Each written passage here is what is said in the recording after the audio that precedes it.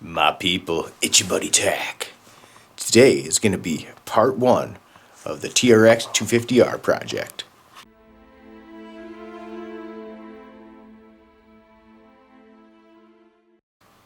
So the first thing you do when you buy a used quad is, you try to check it out as much as possible. Now, some things make it tougher than others. Now, when I got these two quads, they were surrounded by other quads. It was dimly lit. I didn't bring a flashlight. So it's hard to totally check stuff out.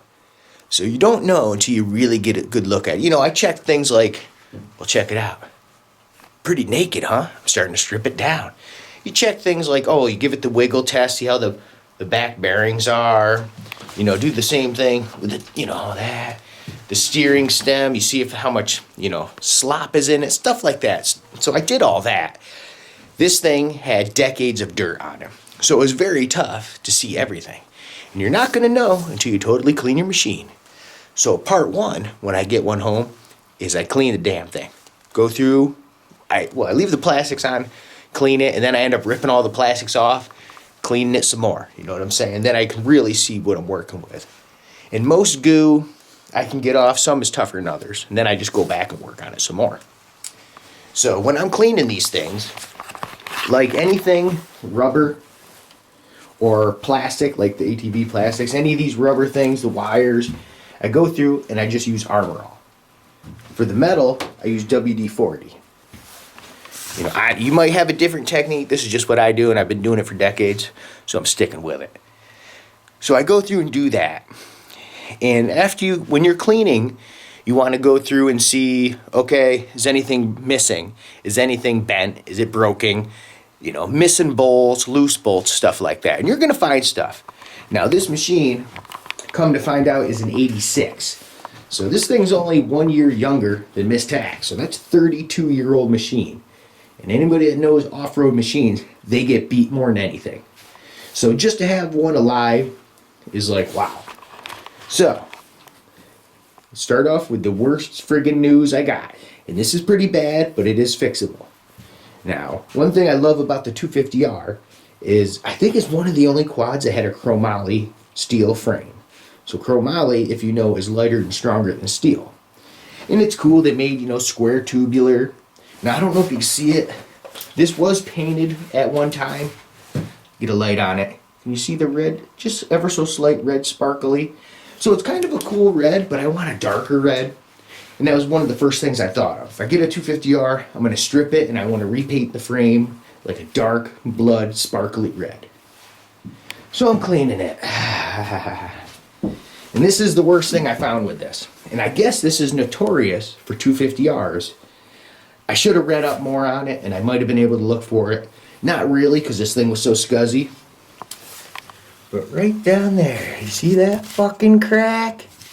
They're notorious for cracking in that spot. And other spots. I checked all the spots. This is the only spot it's cracked. So I already called the shop, and I'm going to have that welded.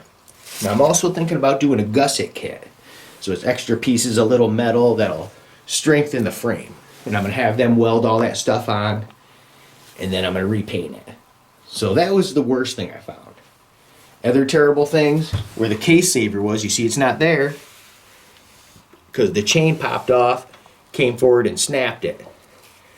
Not much I can do with that. I might be able to somehow put one on, but I do not know if that's possible. So I was really sad when I found out about that frame. I'm like, son of a bitch. I knew I was going to find something. But it's something I can fix. So it's not, it's not like, throw it in the garbage. So it's still fixable.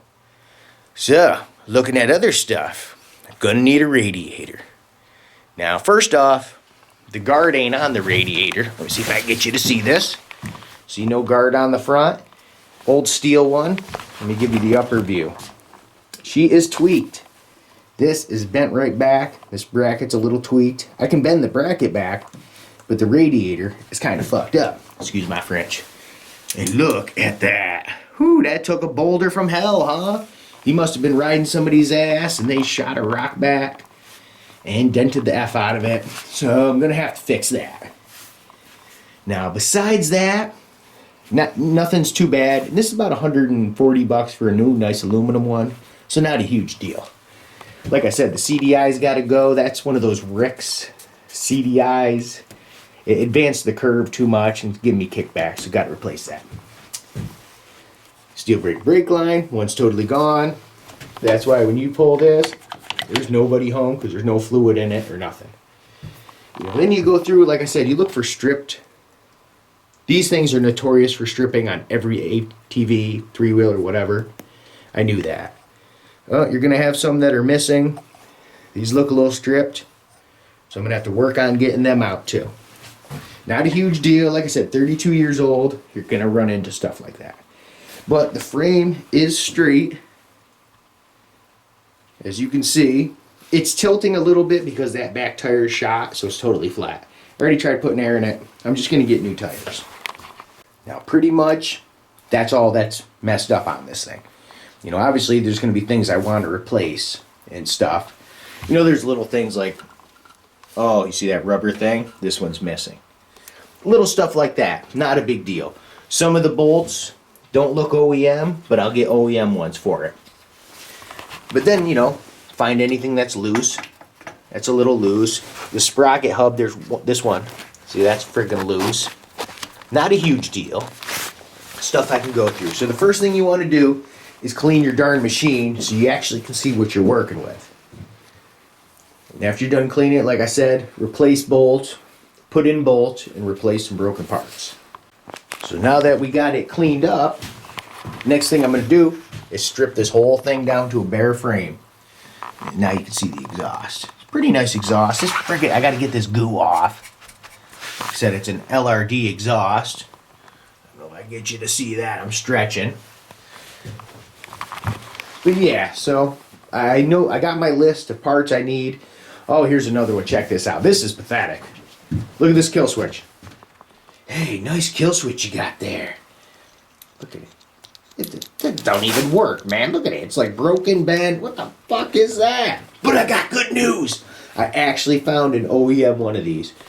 I didn't think that was possible. I was looking at a used one for 127 bucks, but I found a brand new one for like 68 bucks. I was like, what? I get it. Just got it today. Oh, look at this. That's like brand spanking, baby. And I looked at the markings on the back. Yo, that shit's OEM. I was like, what? Yeah, score. I actually did a happy dance, shit like that. You don't want to see that. That's pretty cringy when I do my happy dance. But I did. So, this is where we are now. Next, like I said, I'm going to totally strip this down so it's a bare naked frame. I'm going to bring it to my welding shop. They've been doing it since the 70s. I already called the guy because, I didn't know, hey, can you do chromoly and stuff? He's like, yeah, no problem. So we're going to get that fixed, get some gusset kits, and then get this frame repainted and start putting it back together. Now when I bought it, the guy said it's either an 86 or an 87, he didn't know. But studying that crack on the frame, this is how I learned what year it was.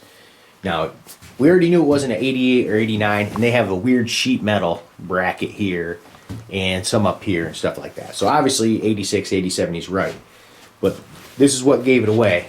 Down here, this lower motor mount, see how big and beefy that is? The 87 is actually a little thin piece of sheet metal instead of this big ass. So this is an 86. So this is the first year the 250R was ever made, the four-wheeler version. So that's cool. And I read a lot of forums, not that forums are always right, but everybody seems to say the 86 frame was the strongest out of all. I don't know if that's true. That's just what I read. So that's where we stand on the 250R. Next we'll get to stripping it. And hopefully the next time you guys see this, it'll be welded, gusset kit, and hopefully have the paint or frame repainted and start getting it put back together. As always, good to see you guys. And until the next time we meet.